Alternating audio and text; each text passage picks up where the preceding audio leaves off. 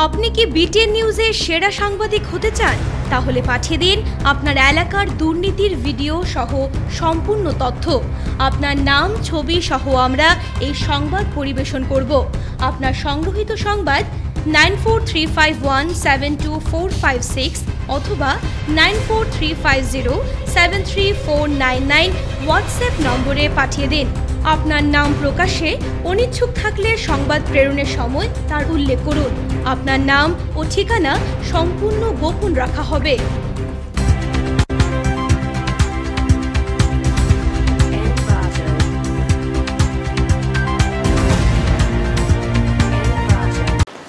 নমস্কার, বিটিএন সংবাদে আপনাদের স্বাগত। রয়েছে আমি মানসী। প্রথমে দেখে নিচ্ছে আজকের সংবাদ শিরোনাম।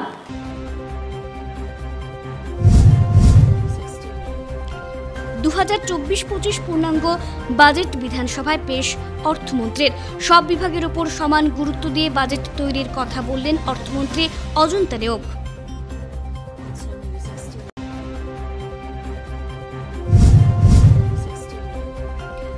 পাঁচ বছরের কার্যকাল সম্পন্ন কাছাড় জেলা পরিষদের কাজের খতিয়ান তুলে ধরেন বিদায়ী সভাপতি অমিতাভ রায়।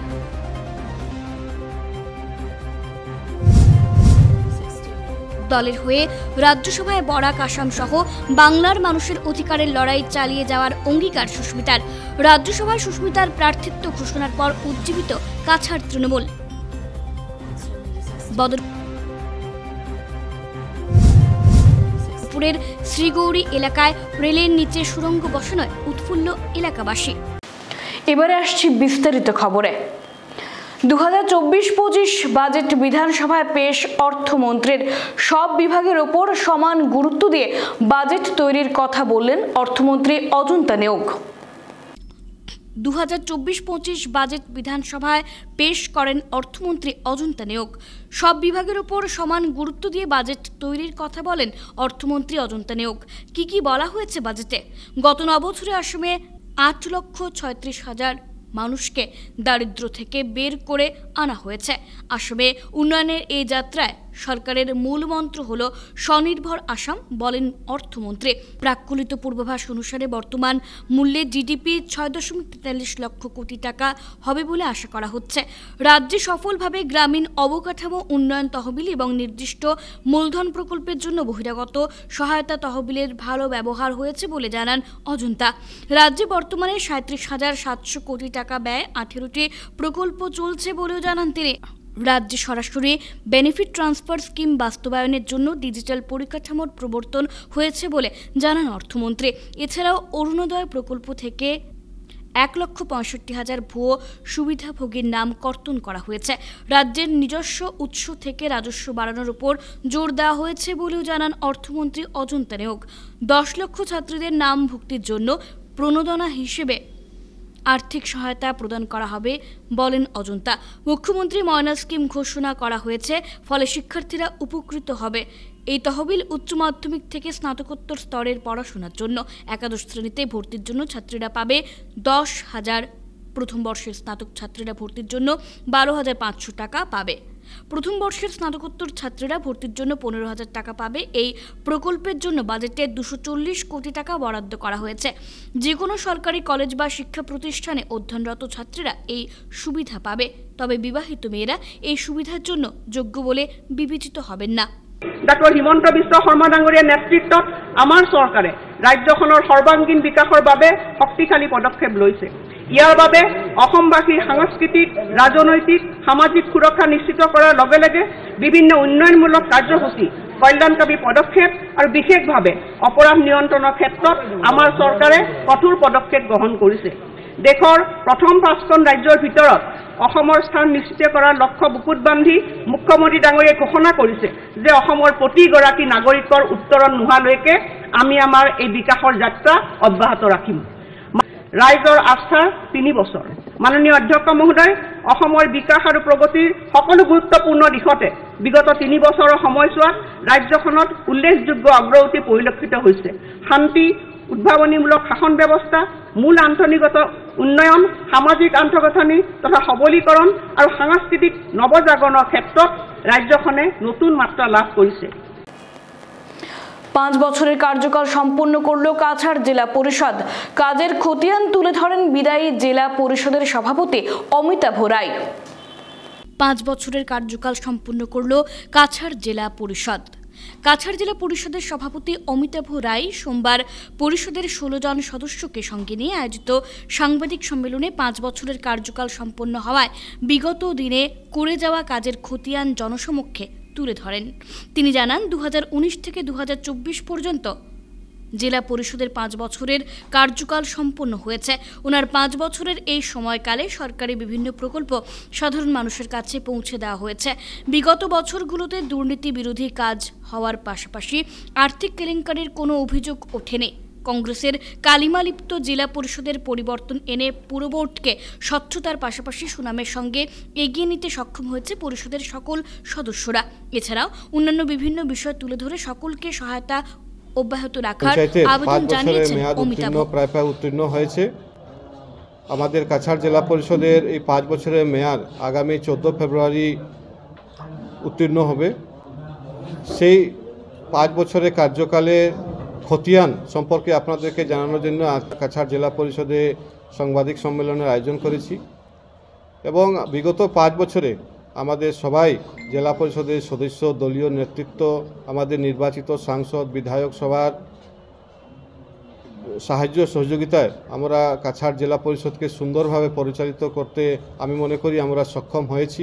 এই বিগত 5 বছরে আমরা কাছাড় জেলা পরিষদকে একটি স্বচ্ছ জেলা পরিষদ, দুর্নীতিমুক্ত জেলা পরিষদ দেওয়ার আমরা প্রচেষ্টা করেছি। সরকারের প্রদত্ত প্রত্যেকগুলো স্কিম যাতে কাছাড়ের গ্রামীণ জনগণের কাছে পৌঁছে সেই বিষয়ে আমরা সবাই সচেষ্ট হয়ে কাজ করেছি। কেন্দ্র সরকার বা রাজ্য সরকার যতগুলো স্কিম গ্রামীণ জনগণের জন্য দিয়েছে, গ্রাম পঞ্চায়েতের মাধ্যমে সেই স্কিমগুলো জনগণের কাছে পৌঁছেছে এবং জনগণ সরাসরি সেগুলো থেকে লাভান্বিত হয়েছে। বিগত 5 বছরে কাছাড় জেলা পরিষদের বিরুদ্ধে 1 টাকারও দুর্নীতির কোনো অভিযোগ আসেনি। বিশেষ করে আমরা 15 ফাইন্যান্স কমিশনের মাধ্যমে যে টাকা গ্রামীণ জনগণের জন্য পেয়েছি সেই টাকাকে আমরা একদম পারদর্শীভাবে সেই কাজগুলোতে আমরা ইমপ্লিমেন্ট করতে সক্ষম হয়েছি। সাংসদ হিসেবে দলের হয়ে রাজ্যসভায় বরাক আসাম সহ বাংলার মানুষের অধিকারের লড়াই চালিয়ে যাবেন বললেন সুস্মিতা। রাজ্যসভায় সুস্মিতার প্রার্থিত্ব ঘোষণার পর উজ্জীবিত কাছাড় তৃণমূল। সুস্মিতা দেবকে ফের রাজ্যসভায় পাঠানোয় উৎফুল্ল কাছাড় তৃণমূল কংগ্রেস। এ নিয়ে দ্বিতীয়বার রাজ্যসভায় যাচ্ছেন সুস্মিতা। গত বছর আগস্টে তাঁর রাজ্যসভার মেয়াদ শেষ হয়েছিল। এর 6 মাসের মধ্যে মমতা বন্দ্যোপাধ্যায়ের দল ফের তাঁকে সংসদের উচ্চকক্ষে যাওয়ার টিকিট দেওয়ায় টনিকের কাজ করবে বলে মনে করছেন রাজনৈতিক পণ্ডিতরা। এপ্রিল মাসে সুস্মিতা রাজ্যসভার সাংসদ হিসেবে দ্বিতীয় দফার মেয়াদ শুরু হবে। 2030 সাল পর্যন্ত রাজ্যসভার সাংসদ থাকবেন তিনি। এদিকে আজ সুস্মিতা দেব দলবল নিয়ে তৃণমূল জেলা কার্যালয়ে প্রবেশ করেন। আজ দলীয় কার্যালয়ে তার আগমনকে কেন্দ্র করে দলীয় কর্মকর্তাদের মধ্যে বাড়তি উৎসাহ উদ্দীপনা লক্ষ্য করা গেছে। ব্যান্ড পার্টি থেকে শুরু করে আতশবাজির শব্দে মুখরিত স্বাগত অনুষ্ঠানে সুস্মিতা দেব উপস্থিত হতেই কর্মকর্তাদের মধ্যে থেকে মমতা ব্যানার্জি জিন্দাবাদ, সুস্মিতা দেব জিন্দাবাদ স্লোগান ওঠে। এই উপলক্ষে সুস্মিতা দেব এক সাংবাদিক সম্মেলনে জানান, উত্তর পূর্বের নিরিখে এখান থেকে গিয়ে অন্য রাজ্যের কোটায় সংসদে যাওয়ার খুব একটা নজির নেই। আমার পশ্চিমবঙ্গ থেকে 2বার রাজ্যসভা সাংসদ হওয়া দেখতে গেলে একটা বিষয় স্পষ্ট যে মমতা বন্দ্যোপাধ্যায় উত্তর পূর্বাঞ্চলকে যথেষ্ট প্রাধান্য দিচ্ছেন। তার ধারণা এই সিদ্ধান্তের ফলে অসমের তৃণমূল কংগ্রেসের কর্মীদের মধ্যে একটি সদর্থক বার্তা গেছে। সুস্মিতার মন্তব্য, মমতা বন্দ্যোপাধ্যায় মহিলাদের গুরুত্ব দেন।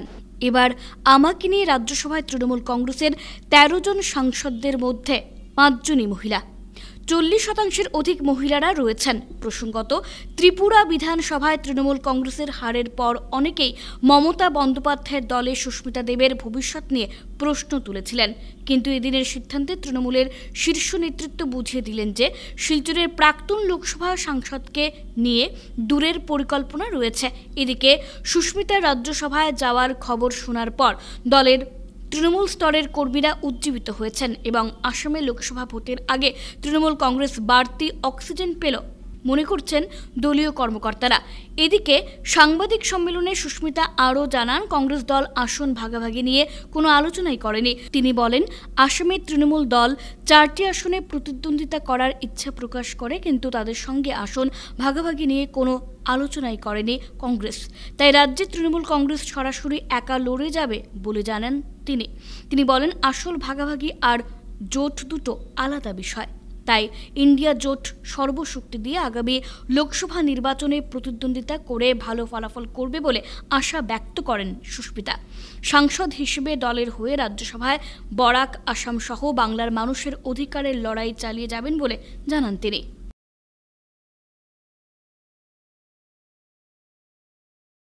মমতা বন্দ্যোপাধ্যায় যদি 42টা সিটে লড়াই করেন ওয়েস্ট বেঙ্গলে, এটা বিজেপি ভয় পাচ্ছে।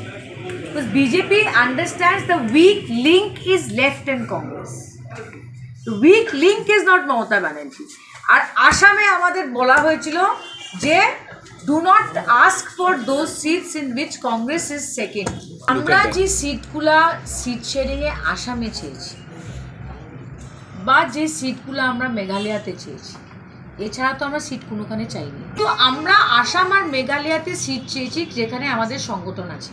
আমরা যে সিটগুলো চেয়েছি, আমরা সিট শেয়ারিংয়ের মূল উদ্দেশ্যটাকে সম্মান জানিয়েই সিট চেয়েছি। আমরা যেখানে যে সিটগুলো চেয়েছি সেখানে কংগ্রেস একবার না দুবার তিনবার হেরে আসছে। আমরা নগাঁও, বরপেটা, আমরা এইগুলা সিটগুলো চাইনি, বিকজ উই আন্ডারস্ট্যান্ড যে আমরা কংগ্রেসের ক্ষতি না করে কংগ্রেস যেখানে বারবার হারছে সেখানেই আমরা সিট চাইব। সো এই প্রিন্সিপালে আমরা এগিয়ে গেছিলাম। তো মমতা বন্দ্যোপাধ্যায় এটাও বলেছে যে 4টা না দিলে 3টা দিন, 3টা না দিলে 2টা দিন, 2টা না দিলে 1টা দিন, কিন্তু সামহাউ কংগ্রেস সিট শেয়ারিং নিয়ে আলোচনাই করলো না। আমরা প্রথম 30 সেপ্টেম্বরের ডেডলাইন দিলাম, আলোচনা হলো না। তারপরে ওরা মধ্যপ্রদেশ, ছত্তিশগড়, রাজস্থান নিয়ে ব্যস্ত হয়ে গেল। 3 ডিসেম্বরে রেজাল্ট আলো, আমরা বললাম ঠিক আছে 30 ডিসেম্বরের মধ্যে আমাদের জানান। জানুয়ারি চলে গেল, ওরা জানানো না। ইলেকশন, এমপি ইলেকশনের প্রস্তুতি নেওয়া কোনো ছেলে খেলা না। So it is very simple. আমরা সিট শেয়ারিংয়ের যে মূল প্রিন্সিপালগুলো থাকে সেটা মেনেই আমরা সিট শেয়ারিং চেয়েছি। বদরপুরের শ্রীগৌরীর খালোপাড় এলাকায় রেলের নিচে সুড়ঙ্গ বসানোয় খুশি ব্যক্ত করলেন এলাকাবাসী। বদরপুর বিধানসভার অন্তর্গত শ্রীগৌরীর খালোপাড় এলাকায় রেলের নিচে সুড়ঙ্গ বসানো হলো। জনসাধারণের যাতায়াতের সুবিধার জন্য পূর্ত সড়কের দুদিকের সংযোগকারী এই সুড়ঙ্গ বা রোড আন্ডারব্রিজের কাজ এখন একেবারে শেষ পর্যায়ে। এলাকাবাসী তাদের দীর্ঘদিনের দাবি পূরণ না হওয়ায় আইনের আশ্রয় নিয়েছিলেন। দীর্ঘ 8 বছরের মামলা শেষে গুয়াহাটি হাইকোর্টের নির্দেশ অনুযায়ী রোড আন্ডারব্রিজের টাকা বরাদ্দ করে পূর্ত বিভাগ আর কাজ করাচ্ছে রেল কর্তৃপক্ষ। এতে ব্যয় হয়েছে 2,87,00,000 টাকা। 1898 সালে মহিষাসন করিমগঞ্জ বদরপুর রেল রুট চালু হওয়ার সময় থেকে বদরপুরের একটা বিস্তীর্ণ এলাকা চিরদিনের জন্য সড়ক যোগাযোগ বিচ্ছিন্ন হয়ে যায়।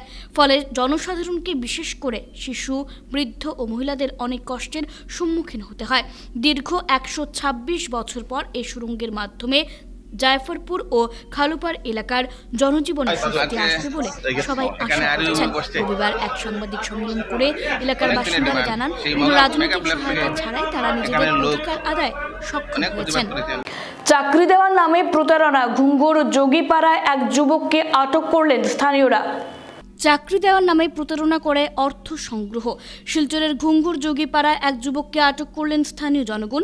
জানা গেছে, চাকরির নামে প্রতারণাকারী ওই যুবক সোনাই এলাকার বাসিন্দা আহমেদ হোসেন। স্থানীয়দের অভিযোগ, রবিবার ওই যুবক এসে চাকরি দেওয়ার নামে কয়েকটি পরিবারের কাছ থেকে 500 টাকা করে সংগ্রহ করে। সোমবার 15,000 টাকা করে দেওয়ার কথা বলে। সেই হিসেবে সোমবার ফের 15,000 টাকা করে নেওয়ার জন্য আসে আহমেদ হোসেন। সে জনগণকে চাকরি দেওয়ার নামে প্রতারণা করছে বুঝতে পেরে তাকে আটক করেন যোগীপাড়ার বাসিন্দারা। পরে তাকে ঘুঙ্গুর পুলিশের কাছে সমঝে দেওয়া হয়। ভদ্র মানুষ আইয়া আমরা এখানে বাচ্চারা থাকি 15,000 করিয়া টাকা কালেকশন করছে। গভর্নমেন্ট আর্মির চাকরি দিব কইয়া 15,000 টাকা করিয়া কালেকশন করিয়া নিছে। আর পরে আমরা এটারে যাচ করিয়া দেখলাম এ তো ফল্টার মানুষ, 2 নম্বরই কাজ বার করে, এই জন্য তারা পুলিশের কাছে দেওয়া হইল। আমার ছোট ভাই আছে, বাতিজা আছে, গাঁৱৰ ভাই আছে ছোট ছোট। হে মানুষ কইতা কি আইছে, ভদ্র মানুষ কি আমি চিনি না, কই আমি আর্মির বড় কমান্ডিং অফিসার। হে আইয়া কই যে আমি আমার পোস্টে মোটামুটি 15-20টা চাকরি আছে, আমি তারা চাকরি দেওয়ার আমার ক্ষমতা আছে। তে আমরা কইলাম স্যার এটা তো আমরা জানি না, যে পরে হে জানে। কইতা আমার বাইরে আমার বাতিজারে কইলাম, মামা আমারে কইলাম, তে মামা আইলো। হে কই যে কালকের টাকা নিয়ে গেছিল 500 করি, আজকে কইছে খামের ভিতরে 15,000 টাকা করে দেওয়ার লাগে। দেওয়ার লাগে কইছে, তো মামা আমারে ডাকলাম, আরও আমরা গাঁয়ের আর্মি জওয়ান আছে, তার ভাই ওটা ডাকিয়া কইলাম যে আপনারা দেখুন না, তোরা চেক করিয়া হে সঠিক আছে আর্মি না ফোল্ড আছে। আমার দেও রাস্তাতে লইও না, আমি ফেক করছি। যদি আমার যদি মারতে চাই, আপনারও ফ্যামিলির মধ্যে ছোট ভাই আছে, বাবা আছে, মা বাবা আছে। বাসা কই? আমরা সোনাই রূপাই বালি। কিতা কিতা লাগি টাকা নিরা তার কাছে? না না, নিছে না, নিছে। তারা সবে কয় টাকা নিছে? 500 নিছে, দাদার কাছে আমি দিয়া দিছে। ও দাদা 500 কিতা লাগি নিছে?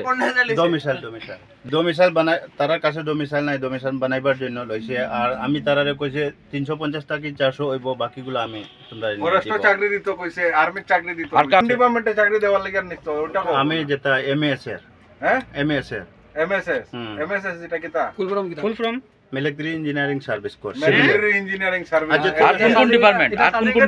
আর দাদা আমি একটা কথা কইতেছি, আমি হাত জুড়ে সবের কাছে আমি অনুরোধ করি, হাত পরে জোর করবা। কোন ডিপার্টমেন্টে চাকরি দিবা? আমি এখানে জমিন কিনবার লাগে আইছে, ও মহাদেব নুনি আঙ্কেল যে এখান থেকে করিয়া বিজয়ের জমিনও লইতে করি এমনি সিন পরিচয়। তুমি এখানে আইয়া কেনে পয়সা লইরা? এর মানে আরো কিটা কাজ করো? না না, লইছে না। তুমি কিটা কাজ করো? দাদা দেখো, আমি যেটা ভুল করছি আমি স্বীকার নি। কেন্দ্র সরকারের বিভিন্ন বিভাগে জেলার নবনিযুক্ত 64 জন প্রার্থীর হাতে নিযুক্তিপত্র তুলে দেন কেন্দ্রীয় মন্ত্রী রামেশ্বর তেলী। সোমবার দেশজুড়ে আয়োজিত দ্বাদশ রোজগার মেলায় কেন্দ্রীয় সরকারের সিআরপিএফ, বিএসএফ ও ডাক বিভাগে নবনিযুক্ত হওয়া 1 লক্ষেরও অধিক প্রার্থীদের মধ্যে ভিডিও কনফারেন্সিংয়ের মাধ্যমে রিমোট টিপে আনুষ্ঠানিকভাবে নিযুক্তিপত্র বিতরণ করেন দেশের প্রধানমন্ত্রী নরেন্দ্র মোদী। দ্বাদশ রোজগার মেলা উপলক্ষে শিলচর শহরতলির মাসিমপুরস্থিত বিএসএফ ক্যাম্পে আয়োজিত এক সভায় কেন্দ্রীয় মন্ত্রী রামেশ্বর তেলী মুখ্য অতিথি হিসেবে উপস্থিত থেকে জেলার 64 জন প্রার্থীর হাতে নিযুক্তিপত্র তুলে দেন। কেন্দ্র সরকারের বিভিন্ন উন্নয়নমূলক প্রকল্পের কথা জনসমক্ষে তুলে ধরে নবনিযুক্ত সকল প্রার্থীকে দেশ ও রাষ্ট্রের সেবায় নিষ্ঠার সঙ্গে দায়িত্ব পালন করার আহ্বান জানিয়ে সকলকে ধন্যবাদ ও কৃতজ্ঞতা জ্ঞাপন করেছেন তিনি। সংবাদ মাধ্যমের প্রতিনিধিদের সঙ্গে কথা বলতে গিয়ে কেন্দ্রীয় মন্ত্রী রামেশ্বর তেলী তাঁর রাজনৈতিক জীবনের ইতিহাস তুলে ধরে রাজ্যের ডিব্রুগড় সমষ্টি থেকে প্রার্থীর দাবিদার হিসেবে আবেদনপত্র জমা করবেন বলে জানিয়েছেন তিনি। আসামে বিজেপি মিত্রজোট 12টি আসনে জয়লাভ করবে বলেও এদিন দাবি করেছেন তিনি। ডিব্রুগড় সমষ্টি থেকে ওনাকে প্রার্থী হিসেবে দল মনোনীত করলে বিপুল সংখ্যক ভোটে জয়লাভ করবেন বলে এদিন আশা প্রকাশ করেছেন বর্তমান কেন্দ্রীয় মন্ত্রী রামেশ্বর তেলী। এদিকে অসমের বিরোধী মিত্রজোটের তীব্র সমালোচনা করার পাশাপাশি তিনি জানান, অসমের বিরোধী ঐক্য শক্তিশালী হওয়া জরুরি ছিল, যদিও বর্তমান ইন্ডিয়া মিত্রজোট অত্যন্ত দুর্বল বলে মন্তব্য করেছেন কেন্দ্রীয় মন্ত্রী। ভারতের প্ৰধানমন্ত্ৰীয়ে 10 লাখ চাকৰি দিবৰ কাৰণে ইতিমধ্যে ঘোষণা কৰিছিল আৰু প্ৰত্যেক মাহত रोजगार मेलार आयोजन करा হয় আৰু रोजगार मेलाবিলাকত भारत सरकार মন্ত্ৰীসকলক পঠোৱা হয় আৰু আজিও ভাৰতবৰ্ষত 46 জেগাত আজি रोजगार मेला আছিল আৰু 1 লাখতকৈ অধিক আজি रोजगार मेलार যোগেদি নিযুক্তি পত্ৰ প্ৰদান কৰা হৈছে আৰু অসমত দুঠাইত আজি रोजगार मेला আছিল গুৱাহাটী আৰু শিলচৰত গুৱাহাটীত প্ৰাক্তন মুখ্যমন্ত্ৰী সৰ্বানন্দ সোণোৱাল ডাঙৰীয়া উপস্থিত আছে আৰু শিলচৰত মই উপস্থিত আছো আৰু শিলচৰত 64 জন इतिमध्य नियुक्ति पत्र प्रदान करा होइसे। नौकरी के लिए नियुक्ति पत्र दिए गए, आपने कड़ी मेहनत से अपनी ये सफलता हासिल की। मैं आप सभी को और आपके परिवार को बहुत बहुत बधाई देता हूं। युवाओं को भारत सरकार में नौकरी देने का अभियान लगातार तेज गति से चल रहा है। पहले की सरकारों में नौकरी के लिए विज्ञापन जारी होने से लेकर नियुक्ति पत्र देने तक बहुत लंबा समय लग जाता था। इस देरी का फायदा उठाकर उस दौरान रिश्वत का खेल भी जमकर होता। हमने भारत सरकार में भर्ती की प्रक्रिया को अब पूरी तरह पारदर्शी बना दिया है। সরস্বতী পুজোকে ঘিরে জোর প্রস্তুতি চলছে বরাক উপত্যকায়। পুজোর কেনাকাটায় ব্যস্ত জনগণ। 14 ফেব্রুয়ারি বিদ্যার দেবী সরস্বতীর পুজো। সরস্বতী পুজোকে ঘিরে ইতিমধ্যেই প্রস্তুতি শুরু হয়েছে। বরাক উপত্যকা জুড়ে প্রস্তুতি শুরু হয়েছে সরস্বতী পুজোর। পুজো উপলক্ষে অন্যান্য স্থানের সাথে শিলচরের বাজারেও ব্যাপক ভিড় পরিলক্ষিত হচ্ছে। পুজোর কেনাকাটা করতে ব্যস্ত সবাই। সরস্বতী প্রতিমা কিনতে ব্যস্ত অনেকেই। এছাড়া পুজোর সামগ্রী সহ খাদ্য সামগ্রী কিনতেও ব্যস্ত জনগণ। পুজো উপলক্ষে বিভিন্ন শিক্ষা প্রতিষ্ঠানে প্রস্তুতি জোরদার চলছে। উধারবন থানার কোয়ার্টারে গলায় ফাঁস লাগিয়ে আত্মঘাতী এক অগ্নি নির্বাপক বাহিনীর কর্মী, তদন্তে পুলিশ। উধারবন থানার কোয়ার্টারে গলায় ফাঁস লাগিয়ে আত্মঘাতী এক অগ্নি নির্বাপক বাহিনীর কর্মীর। আত্মঘাতী অগ্নি নির্বাপক বাহিনীর কর্মী বরখোলার বাসিন্দা অশোক দাস। জানা যায় উধারবন্দে অগ্নি নির্বাপক বাহিনীতে কর্মরত ছিলেন অশোক দাস। তাই উধারবন থানার কোয়ার্টারে পরিবার নিয়ে বসবাস করতেন তিনি। সোমবার রাত প্রায় 1টা নাগাদ উধারবন থানার কোয়ার্টারে ফ্যানের মধ্যে গলায় ফাঁস লাগানো অবস্থায় দেখতে পান অশোকের স্ত্রী। পরে চিৎকার শুরু করলে অগ্নি নির্বাপক বাহিনীর কর্মী ও উধারবন থানার ওসি হাউকাম জংশন সহ পুলিশের কর্মীরা ছুটে গিয়ে অশোককে উদ্ধার করে উধারবন্দ প্রাথমিক স্বাস্থ্যকেন্দ্রে নিয়ে যায়। উধারবন্দ প্রাথমিক স্বাস্থ্যকেন্দ্রে নিয়ে যাওয়ার পর অশোককে মৃত বলে ঘোষণা দেন চিকিৎসক। সোমবার সকাল 10টায় তার মৃতদেহতে শেষ শ্রদ্ধাঞ্জলি জানান উধারবন্দ থানার পুলিশ কর্মী সহ অগ্নি নির্বাপক বাহিনীর কর্মীরা। পরে ময়না তদন্তের জন্য শিলচর মেডিকেল কলেজে পাঠানো হয়। এদিন উধারবন্দ প্রাথমিক স্বাস্থ্য কেন্দ্রে ছুটে যান জেলার অতিরিক্ত পুলিশ সুপার। তিনি গিয়ে ঘটনার খোঁজ খবর নেন বলে জানা গেছে। কী কারণে অশোক আত্মহত্যা করেছেন সে ব্যাপারে কিছুই জানা যায়নি। তবে এ ব্যাপারে পুলিশ তদন্ত শুরু করেছে বলে একটি সূত্রে জানা গেছে।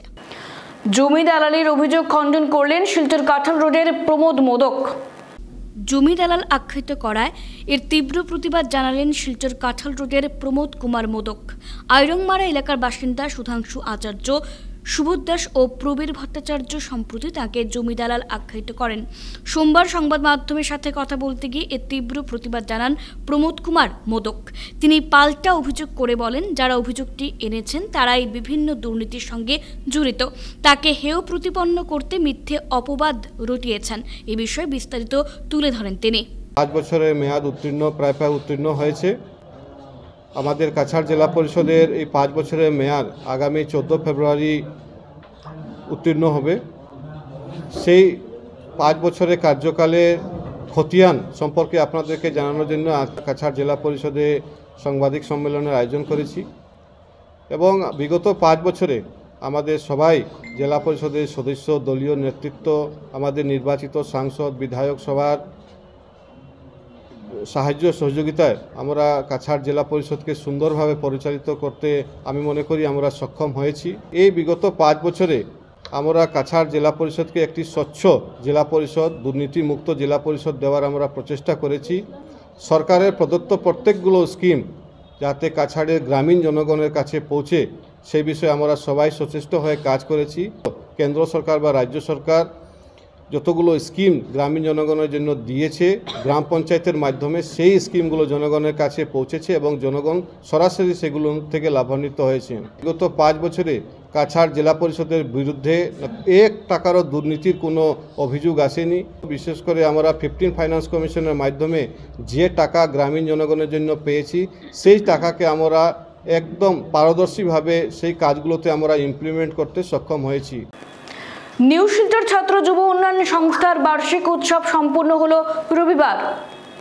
গত 23 জানুয়ারি থেকে 11 ফেব্রুয়ারি পর্যন্ত নিউ শিলচর ছাত্র যুব সংস্থা আয়োজিত বার্ষিক উৎসবের সমাপ্তি হলো রবিবার। বার্ষিক উৎসবকে কেন্দ্র করে আয়োজকরা ক্রীড়া ও সাংস্কৃতিক ভিত্তিক বিভিন্ন প্রতিযোগিতার আয়োজন করেন। অনুষ্ঠানে শহরের বিভিন্ন প্রান্ত থেকে প্রতিযোগীরা উৎসাহের সঙ্গে অংশগ্রহণ করে নিজের দক্ষতাকে মানুষের সামনে তুলে ধরেন। রবিবার বিভিন্ন প্রতিযোগীদের হাতে পুরস্কার তুলে দেন সংস্থার কর্মকর্তারা। উল্লেখ্য, নিউ শিলচর ছাত্র যুব উন্নয়ন সংস্থা দীর্ঘদিন যাবৎ শিলচরের বুকে ক্রীড়া, সাহিত্য ও সংস্কৃতি সহ সমাজ কল্যাণের স্বার্থে কাজ করে আসছে। নিউ শিলচর এলাকায় একটি খেলার মাঠ ও গ্রন্থাগার নির্মাণ করা, স্থায়ী বাজার গড়ে তোলা, অসামাজিক কার্যকলাপ রোধ, এলাকায় বিশুদ্ধ পানীয় জল সরবরাহ ও নালা নর্দমা পরিষ্কার করে জল নিষ্কাশনের ব্যবস্থা গ্রহণের দাবিতে লাগাতার লড়াই চালিয়ে আসছে।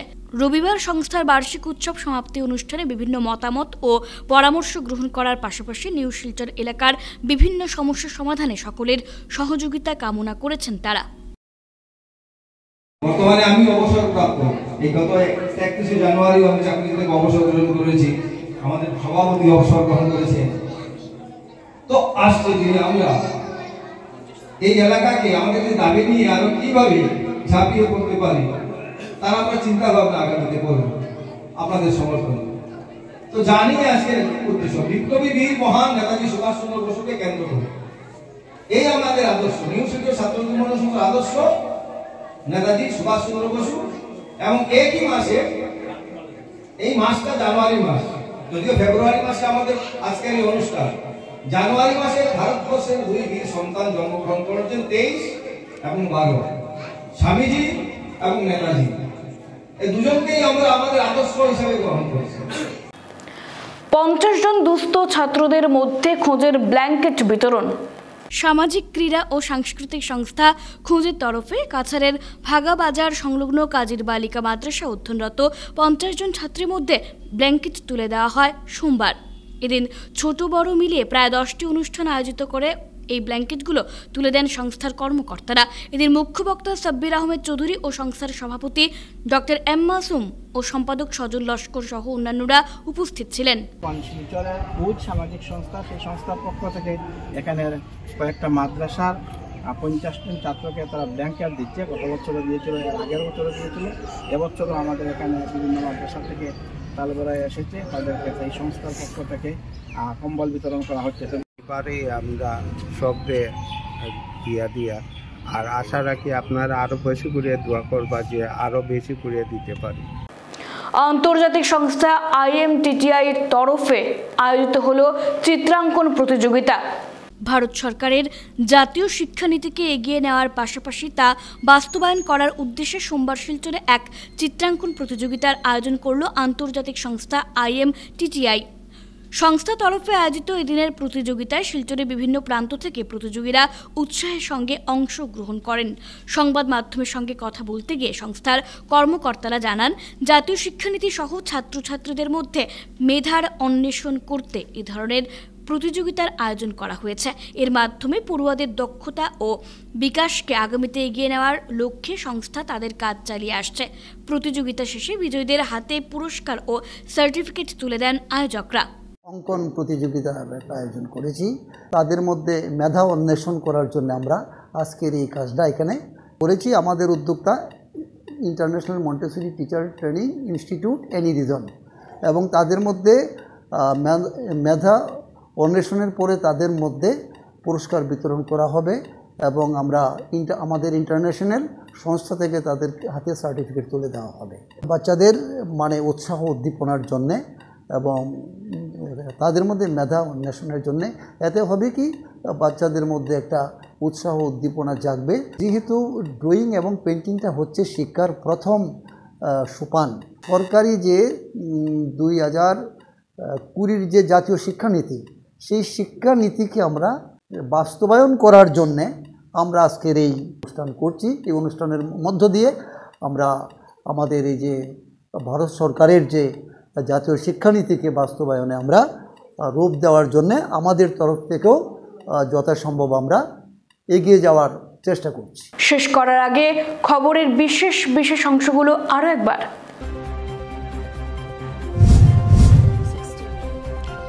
2024-25 পূর্ণাঙ্গ বাজেট বিধানসভায় পেশ অর্থমন্ত্রীর। সব বিভাগের ওপর সমান গুরুত্ব দিয়ে বাজেট তৈরির কথা বললেন অর্থমন্ত্রী অজন্তা নেওগ।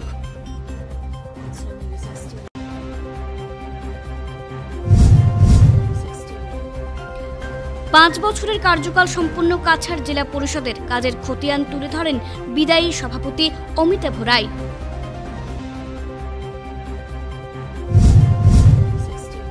দলের হয়ে রাজ্যসভায় বরাক আসাম সহ বাংলার মানুষের অধিকারের লড়াই চালিয়ে যাওয়ার অঙ্গীকার সুস্মিতার। রাজ্যসভায় সুস্মিতার প্রার্থিত্ব ঘোষণার পর উজ্জীবিত কাছাড় তৃণমূল। বদরপুরের শ্রীগৌরী এলাকায় রেলের নিচে সুড়ঙ্গ বসানোয় উৎফুল্ল এলাকাবাসী। এখনকার মতো বিটিএন সংবাদ এই পর্যন্তই। ধন্যবাদ।